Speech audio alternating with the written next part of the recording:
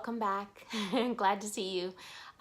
Today, I'm having a really rough day, and I thought, God, we need to talk about disappointments. How to manage disappointing days, how to manage disappointing moments. It's just sort of been a theme in my life for the last few days, and I just kind of want to talk about what we can do when we're having a bad day, when we are disappointed, and we need to manage those expectations that we might have.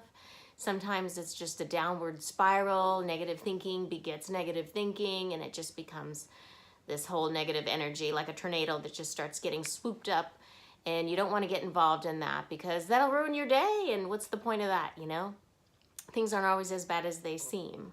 So the first step, the first thing you need to do in a situation where you feel like you're going, you know, you're getting bad news or whatever it might be, your plane is delayed, or, you know, someone is saying, no, I'll be there at 4 and they don't show up till 5, you know, that sort of thing. The first thing you can do is stay positive. And there's that old cliche, I'm sure you've all heard it, that it could always be worse. And it really, really could always be worse. So start there, start thinking about how it could be worse. So what, an hour flight delay, that's not a big deal. I'll make a phone call to my sister who I haven't talked to in a while, you know, use that time wisely. And that's the first step, because what it does is it starts to get you focused on positive thinking. And once you start thinking positive, then it's easier to be positive, and then you won't go through that whole roller coaster of depression that is disappointment. Step 2, this is all so elementary, but once you get into the being positive and it could be worse, then you want to start thinking about some reasons. And really what this does is it just sort of shows you the big picture. Okay, so let's say your flight's delayed an hour. Well, you know, it's not always about you.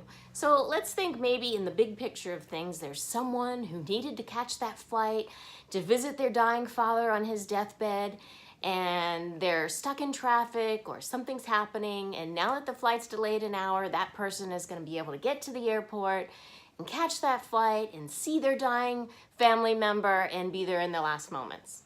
Like, I know that's extreme, but you kind of need to start thinking in that direction, because it just feeds on positive energy, and it gets you sort of out of that mindset of, what else can go wrong today? And then it's just whoop, whoop, whoop, whoop, you're circling the drain, okay? So step 1, gotta be positive. Step 2, you gotta look at the big picture. You know, it's not always about you. Very important. Now, something happened to me earlier this week. For some of you who don't know, I'm a flight attendant. That's my day job. And I've been doing that for quite a while. And I was working with another girl who's been around for quite a while, and then another girl who was fairly new. And there was a lot of things going on the plane, and we were just sort of watching this newbie, and it was kind of funny to us because she was spiraling out of control a little bit. You know, someone's refused to check their bags, and so it got her all flustered, and then someone was trying to shove a bag that was too big underneath the seat, and then we couldn't put it in the bin, but we'd already pushed from the gate, and it was just like this whole cycle of events. And we could see this new person just sort of slowly spiraling out and out and out. And we weren't laughing at her, but we were laughing to ourselves, because me and the other girl that's been around for a while, it just rolls off your back. You just, at a certain point, you just don't care. It's not going to ruin your day. You don't let it get to you. You don't take it personally. It just is what it is. And when you're not used to it, it's kind of funny to see someone really get worked up about it. But it's really not a big deal. But we make it into such a big deal. And I think in the last video, I talked a little bit about making things such a big deal when they're really not, talking about getting out of your comfort zone. But we just do that in life. And so the other flight attendant and I were just sort of like laughing. So glad that's not us anymore. Whatever it is, what it is, we do what we can do, and then that's it, you know? We don't take it personally, we don't get worked up. So I was thinking that, you know, it might be helpful if I was able to kind of share with you how you get to that level where you just sort of let things roll off your back. And those really are my 2 steps for doing it. Number 1, just think of something positive and then keep building on that positivity, okay? So think of the cliche, it could always be worse, and then go on to the bigger picture, you know, the reasons. It's a bigger universe, you know, you never know.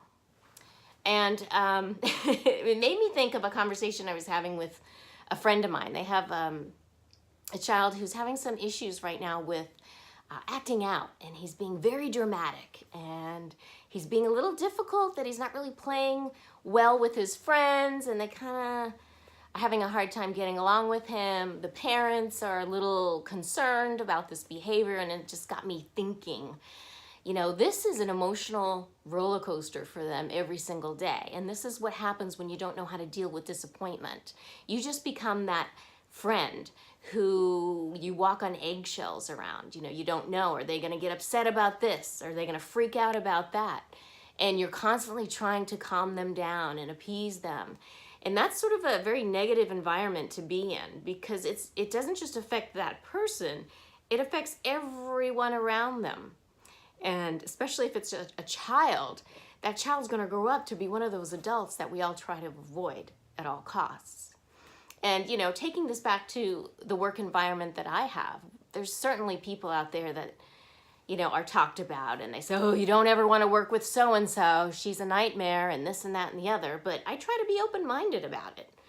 I'll sign up to work with that person just to see for myself, because I'm not going to listen to what someone else says about someone else. It could be some petty jealousy that they have, or it could have been an off day. Who knows? So you got to give people a chance. But you really can't let them drag you into this cycle of negativity.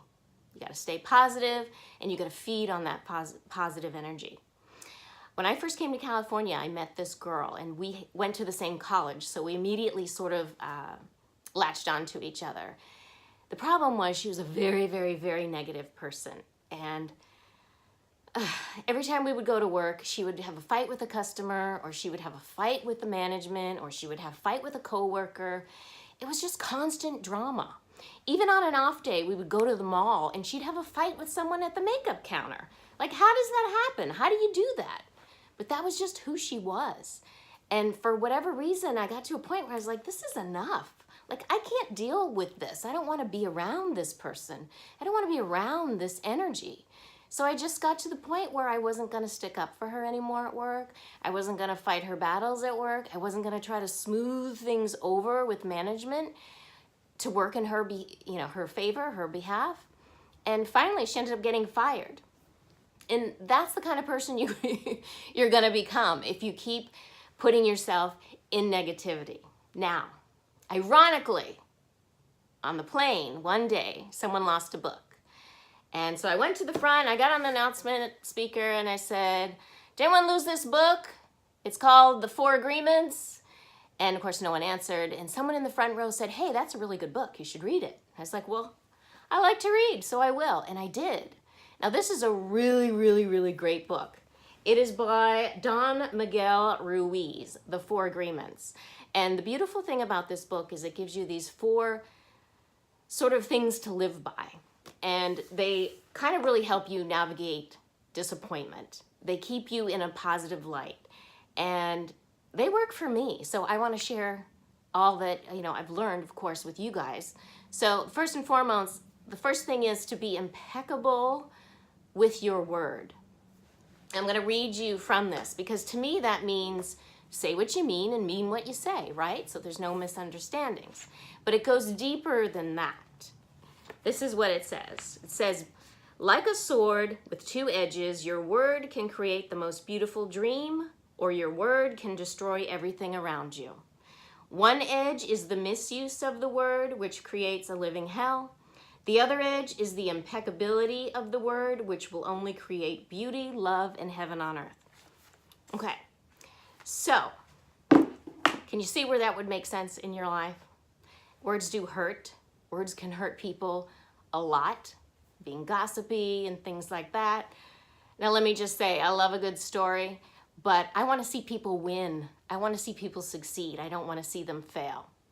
So be impeccable with your word. If you say you're going to be here at 4 o'clock, be here at 4 o'clock. That's the only, right thing to do. And if I say that I'm going to support you no matter what, then I better do what I say I'm going to do and support you no matter what. So be impeccable with your word. Do not take anything personally. That's step number 2, and that's huge because on the plane, we'll bring it all back to the aircraft. So on the plane, the guy in 4D, he's an asshole. Well, you know what? I don't know his story. Everyone who comes on that aircraft is fighting a battle I know nothing about. This guy could legitimately be the most negative person in the world and could be just like this every day. Or this person could be having the worst day of their life. I don't know that. And it's not for me to judge. You know, you want to show compassion. If someone's mistreating you or disrespecting you, you don't have to like it. You don't have to be compassionate. You don't have to kiss their ass, but you don't have to take it either. Do you see what I'm saying? So you kind of want to just make sure you don't take things personally. His anger is not about you. It's directed toward you, but it's not about you. You know, think about your husband. He comes home. He's cranky. He's irritable. He had a bad day at work. He takes it out on you. Why? Because you're there. He's not angry with you, but his anger is directed towards you, but he's not angry with you. So you just cannot take things personal. That's tenet number 2. Number 3, don't make assumptions. We do that all the time. Husband and wife fighting about the dishes in the sink. You're not fighting about the dishes in the sink. He's fighting about this, you're fighting about that, and half the time, A and B are not fighting about what they think they should be fighting about. They're fighting about 2 different things that no one has any idea about. But if you do number 1, and you're honest and you say what you mean and mean what you say, you won't have those misunderstandings. If you don't take things personally and realize that it's coming from a different place, you'll be much better off. And the last one is always do your best. I see this a lot. People are very, very, very hard on themselves. If you go throughout your day and you just do the best that you can do that day, when you go home at night, this is what I do anyway, and I go to bed and I think about the day, I kind of review the day in my mind, and I think, you know what? I didn't run 3 miles, I only ran 1 mile. Whatever. I did the best I could that day. I just wasn't feeling it. I was just too tired. It doesn't matter. You're the mom and your kid tells you an hour before the bake sale that, Mom, we're having a bake sale, you gotta bake cookies. But you don't have the time, so you buy store-bought cookies. And the moms at the bake sale go, oh, she brought store-bought cookies. God. And then you're gonna go home at night, and then when you're in bed and you're thinking about the day, you're gonna think, oh, I'm such a loser. I'm not a good mother. You know, you can't do that. You had an hour's notice. You did the best you could. And that's all you can do. Okay? So those 4 things are so very important. Every day I think about them. I kind of review them in my head. And then as you go through life, you know, once you start living and looking at things in a positive light, it just comes natural. And it's such a much happier world. It's such a better place to be. And I know when I used to start, you know, my working as a flight attendant, start that career, I was a little bit like that newbie that I was mentioning earlier. I would let things get to me personally. And I just don't do that anymore. It's so not worth it. And it took me 10 years to get there, but I'm a much happier person to work with. I'm a much happier person at work. I'm a much happier person to be around. It just doesn't have to be shitty all the time. Okay? So live in positivity. That's how you deal with disappointment. It'll just be like water rolling off your back. You just don't care anymore. It is what it is. I'm not going to let it ruin my day. I did my best. I didn't make assumptions. I was impeccable with my word, and I don't take anything personally. What else can you ask for? Stay in positivity. That's all I can tell you. Anyway, I hope you enjoyed this little video. I love that these little things happen in my life and that I can just turn the light on and go, okay, we're going to talk about this today. Because it's very organic, and that's how I like to do things. So thanks for joining me today. Please subscribe. Let me know how I'm doing. I want to make sure that I'm able to kind of go in the direction that we need to go with these videos. I really want to make sure that I'm getting the information across the way I need to, and so your feedback is always helpful. So subscribe. Every Wednesday, a new video. So exciting. Anyway, I am. But thanks for watching. We'll talk to you later. Bye.